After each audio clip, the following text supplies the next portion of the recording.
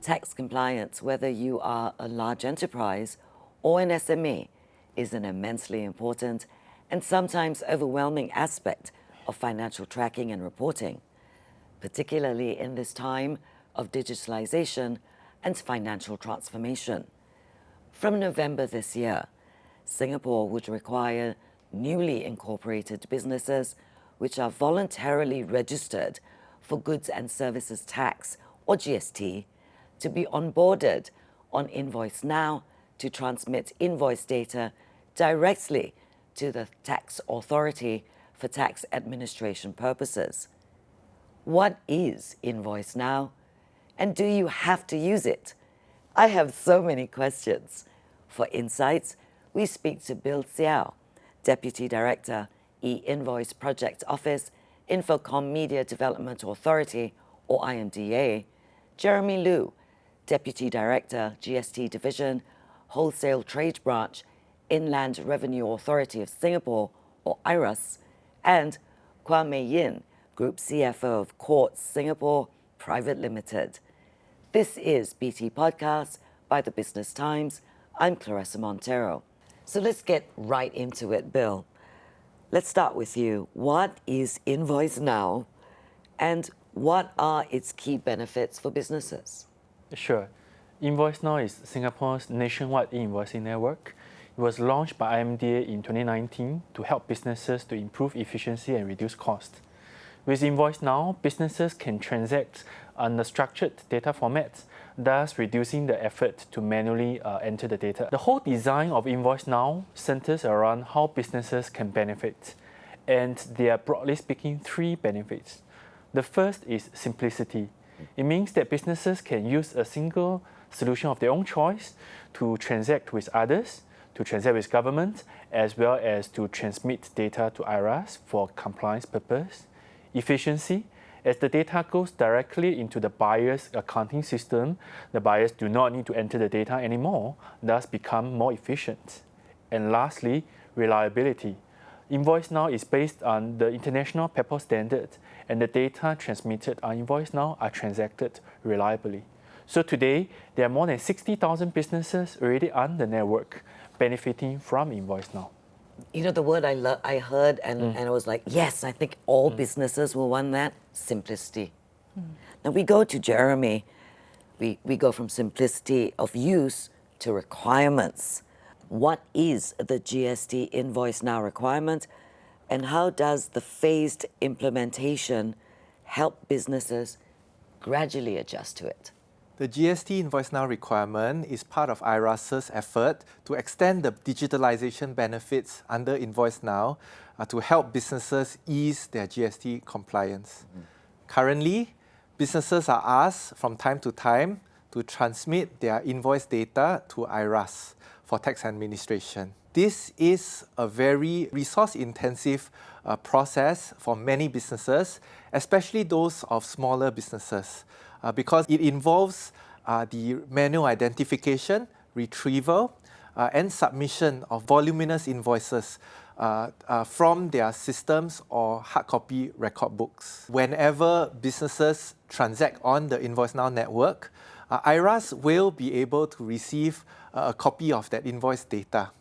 Even when invoices are issued outside of the network, whenever businesses record this invoice into their InvoiceNow ready solutions, such information will also be transmitted to IRAS. IRAS and IMDA are working with the accounting and finance software industry to incorporate the requirement into their solutions. We will continue to work with solutions out there to encourage them to become InvoiceNow ready. Insofar as the announcements are concerned, IRAS has announced 3 dates for a gradual rollout. The first is on 1st May 2025, where any business who wish to participate and transmit invoice data on a non-mandatory basis to IRAS via the network can do so. The next is from 1st November 2025 onwards. This is when the requirement will officially kick in. Newly incorporated companies that apply for voluntary GST registration will be required to transmit invoice data to IRAS via the network. And finally, from 1st April 2026 onwards, all new GST registrants that apply for voluntary GST registration will be required to transmit their invoice data to IRAS. This phased implementation approach is something that we have designed to give businesses sufficient time to incorporate the requirement and to make the necessary adjustments. We are starting with the new voluntary GST registration group because this group of businesses typically are new businesses or they are smaller businesses. And so they will more readily be able to enjoy the benefits of onboarding onto InvoiceNow ready solutions and get the support they have from IMDA. These businesses, as they digitalize their corporate processes, they in turn too will benefit from easing of their GST compliance. Okay, that's interesting. And I thought it would also be useful for us to speak to someone who is a user, and that's you, Mayan.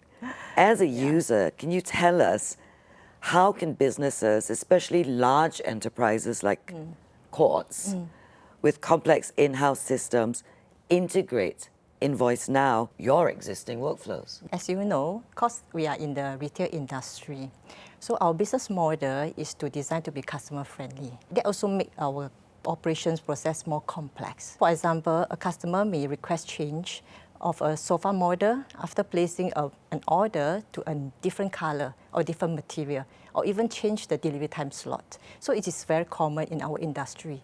So managing all these changes and adjustment add complexity to our operation flow and also system implementations. Bearing all this in mind, our key priority is to recognize the importance of meeting the customer need by prioritizing a clear, defined, customer-centric procurement process before any technical implementations. And secondly, is to identify a suitable InvoiceNow solution provider who can understand your business nature and also can integrate InvoiceNow with other digital solutions to maximize its benefit. And lastly, engaging business partner to support InvoiceNow adoptions for the mutual benefit and to improve the workflow efficiency is also another. Makes it easier for you yeah, as well. it's not easy as well. Yeah, correct. Yeah.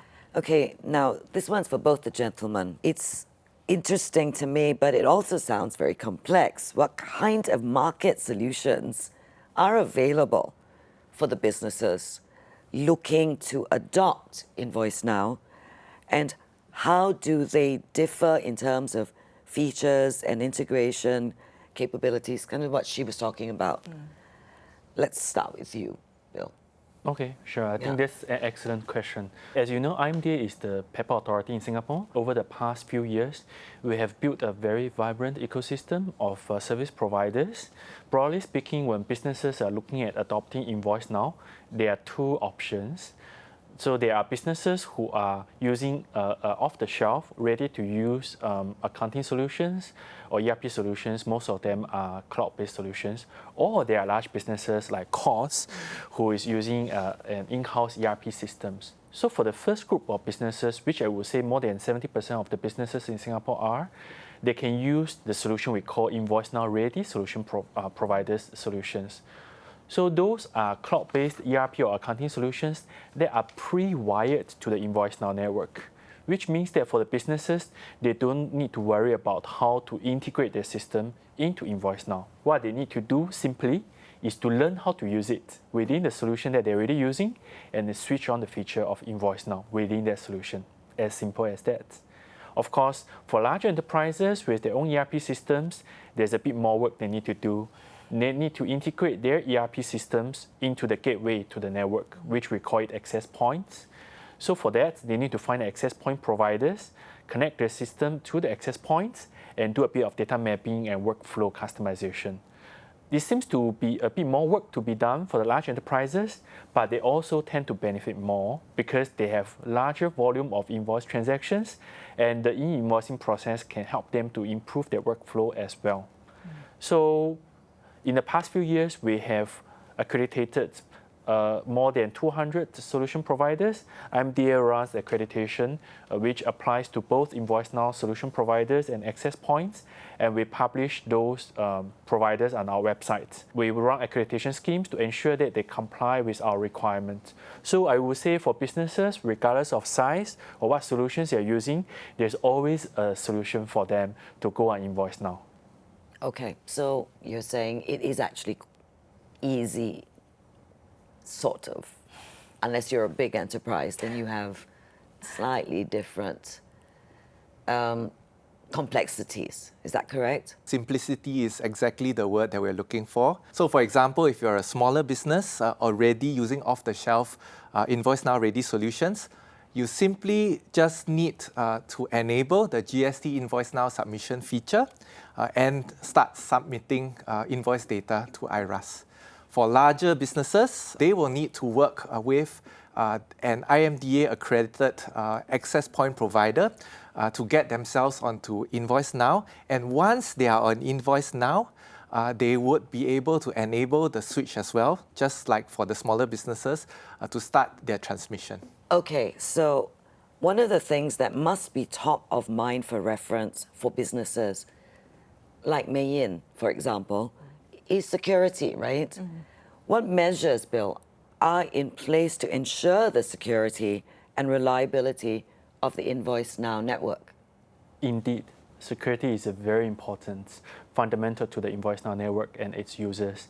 And security is built in for InvoiceNow because InvoiceNow is built on an international standard called PEPL, which require the access points to exchange the data in encrypted channels, which means the encryption is mandatory for the e-invoicings on the network. That's one. And secondly, according to PEPL standards, the access points, they are not allowed to store the data. So once they transmit the data to the next access point on the network, they need to purge the data. And we also imposed a lot of requirements on the access points in terms of data security and cybersecurity. We will also require all access points to be ISO 27001 certified by early 2027, setting a higher standard for security compliance. So businesses on InvoiceNow can be assured that the data they are transmitting on the InvoiceNow network is secure and the transmission is reliable. That sounds good, right, Mei Yin? Yeah. I'm wondering, how does adopting the GST InvoiceNow requirement potentially impact GST audits and refunds for businesses? And Jeremy, this one is definitely your question. Yep, insofar as benefits are concerned, by using InvoiceNow, businesses can firstly seamlessly transmit their invoice data to IRAS. This essentially will involve a streamline of tax processes and help businesses significantly save time, the amount of time that they need to spend to prepare for their IRAS submissions. With this data already made available to IRAS, it will also translate into faster GST audits as the audits can be completed more quickly. This in turn means that businesses can also obtain their refunds more readily and more quickly as well. Yep. Okay. I have so many questions in my head for Mei Yin, and sorry, but it's going to be a very long question because I have so many questions. Okay. Can you share your company's experience in implementing InvoiceNow? That's a big one. I think a lot of businesses would like to know what the process was, what benefits you have realized, and were there any challenges that you faced? That's first. And then I'm thinking, has InvoiceNow actually enhanced your business efficiency, which is, again, a question that a lot of other businesses would ask. Has it reduced manual data entry effort? Finally, so that's the second part, right? Third part, how has InvoiceNow impacted your business operations, relationships with your suppliers and customers, which you actually already started talking about. And for the benefit of anyone watching this, can you give us some examples? Yeah, this is definitely a long question. I know, and I'm sorry, that was a paragraph. Let me answer the first one about the experience. To be honest, the journey hasn't been straightforward, Leah has highlighted. It requires collaborations across multiple departments like procurement, operations, finance, IT, to thoroughly analyze the procurement process and also to design the system flow to integrate InvoiceNow with other digital solutions that we are developing, and also integrate with our BC, which is our ERP system. Yeah. So many challenges we encounter during the implementation process. So I will broadly classify them into three key main areas: technical complexity and compliance from the system perspective, internal change management, as well as a secure buy-in from our business partner. Okay, let me start with the first one. So because of the diverse range of data format and also third-party proprietary protocols, implementing InvoiceNow requires meticulous data mapping and also transformations to ensure a seamless connectivity. Maintaining the compliance with the PEPAL specifications and also evolving regulatory requirements, all these require ongoing monitoring and updates to ensure that we are always aligned. Yeah.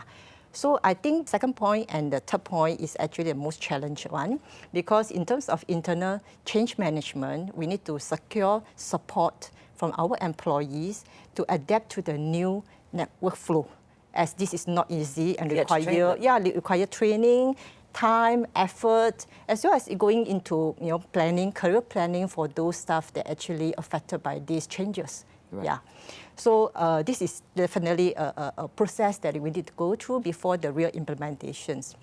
I think the third point is on the securing the buy-in from our business vendor. To be honest, we were able to get more smaller vendor to come on board than compared to MNSC, because the MNSC actually come with more complex kind of procedure and requirements. So this is understandable. Sure. Yeah. But to start to drive the adoptions, we actually emphasize the mutual benefits of integrating InvoiceNow into the everybody workflow, our current existing workflow, as well as the supplier workflow to drive the efficiency. Yeah. So when it comes to the benefits, I think as we continue expanding our InvoiceNow network of vendors, we already see some efficiency gain along the way. Like previously, every invoice requires manual data entry, inputting the supplier information, the invoice detail, and this process actually quite time-consuming and prone to error, and also requires significant resources for verifications and reconciliations. Yeah. So now invoice can be received electronically in a standard format. So this allowing automated process and seamless integrations with our accounting system. So this is greatly increase the accuracy, reduce the error, and also free up employee for better, more value-added job. Yeah. On top of that, we also introduce dispute management solutions to quickly resolve any pricing or quantity discrepancy. So this is further streamlining our internal process, but to the vendor, to our business partner, is also an added point, because they can actually notify quickly about the discrepancy and add on it. Yeah. So this allows the invoicing process time reduce significantly. Yeah. InvoiceNow strengthen our supplier relationship by not only looking at the efficiency point, but also enhancing their transparency and payment reliability. So supplier can actually track the invoice status instantly, and also reduce uncertainties, and also reduce all the need for follow-up. Yeah. So we see the mutual benefits, for both parties of having these electronic or digitalized solutions. So the end result is it's better. It's better, definitely. And there's one more important point. Okay. Because of this, moving away from the paper-based invoice, it cut down the storage costs. And actually reduce environmental footprint. Yeah. Yeah, there you go. Yeah. Quartz is green. Okay. Now, how does Singapore's adoption of e-invoicing compare with other international trends? And would you say there are lessons that can be learned from the other countries? Bill? Absolutely. I think when we first looked at e-invoicing standard to adopt for Singapore, we did not want to create our own standards. Right. We want to Okay. be part of a larger global family. So we have selected PEPL as the nationwide e-invoicing standard for Singapore because it's not just about Singapore, it's about a global network. Right. So PEPL is originated from Europe, but today it is present in over 40 countries. And we have Australia, New Zealand, Japan, and more recently Malaysia, our nearest neighbor, who have adopted PEPL. With PEPL, our businesses can not just transact domestically, but also cross-border. So I think that's an important consideration. Right. We want to choose an international open standards. And when you look at the successful countries in implementing PEPL, I would say Norway is a very good example. Norway has about over 250,000 businesses who are on PEPL with hundreds of millions of transactions a year. And how they got started, when we did a study on Norway's model, we found out that actually they started with public procurement. They used public procurement mandate as a catalyst to drive e-invoicing adoption in Norway. And today, the B2G transaction, the public procurement transaction, only represent 4% of the total transactions in Norway. So in fact, the public procurement is a catalyst to kickstart the whole thing, but now it's just a small part of the overall transactions in the country. So learning from Norway's experience, in IMDA, we also focus a lot on getting those large enterprises or government procurement to come in to serve as queen bees.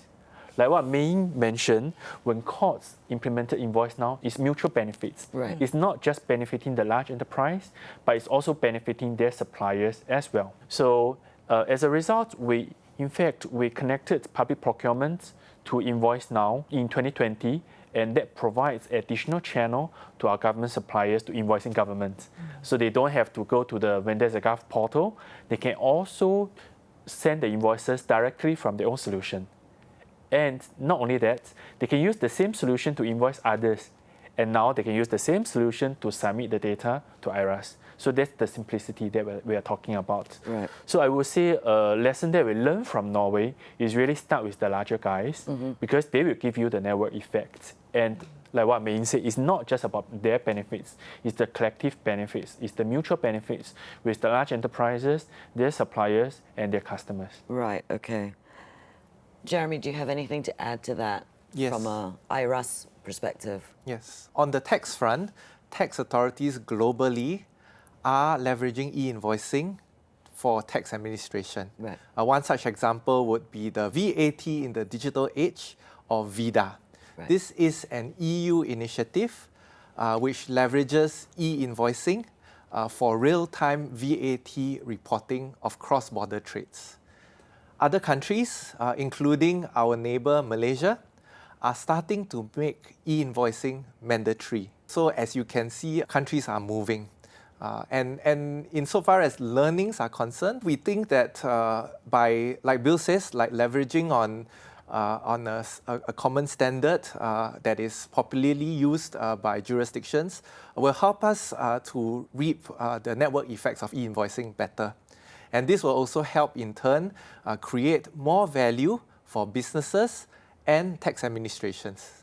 Yeah, so this is also why we have adopted PEPL, which is very popularly used by many countries. Okay, gentlemen, I'm thinking as a business owner or a business operator, they're going to want to know how the government supports them in their digitalization journey, particularly in this case in adopting the GST InvoiceNow requirement.